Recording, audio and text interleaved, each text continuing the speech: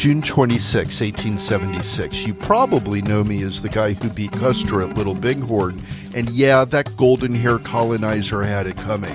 But let me keep it real. This wasn't just about one battle or one egomaniac general. It was about watching waves of settlers flood our lands, slaughter our buffalo, break every treaty they ever signed, and then act surprised when we said, "Bet, let's handle this." My name is Crazy Horse, and this is the AP US History My Story podcast.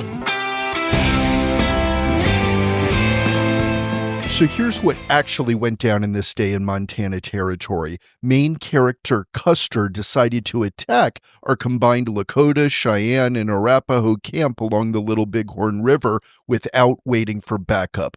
Classic colonizer energy, thinking his 600 soldiers could handle thousands of our warriors who were literally fighting for survival. The government gave us an ultimatum earlier that year. Report to reservation by January or be considered hostile. Bruh, hostile? We're living on our own land that you supposedly gave us in the Fort Laramie Treaty, which you broke the second someone whispered gold in the Black Hills. Here's what Custer didn't understand. This was one of the largest gatherings of Plains tribes in history. Sitting Bull called us together after having a vision of soldiers falling upside down into our camp, literally predicting this victory.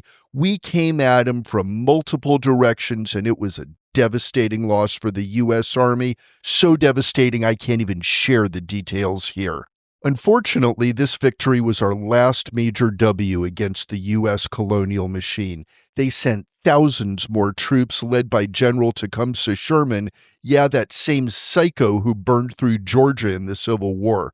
They hunted us down relentlessly through the winter of 1876-77, and we simply couldn't fight both the U.S. Army and starvation. Our way of life depended on buffalo. The colonizers took them from 30 million down to less than 1,000.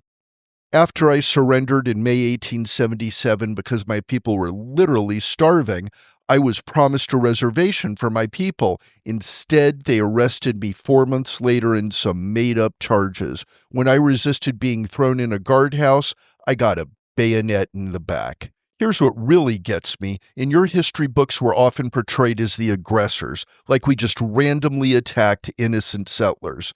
Nah, we were responding to invasion, to the systematic destruction of our entire way of life. Every treaty broken, every Sand Creek and Wounded Knee, every forced march to reservations.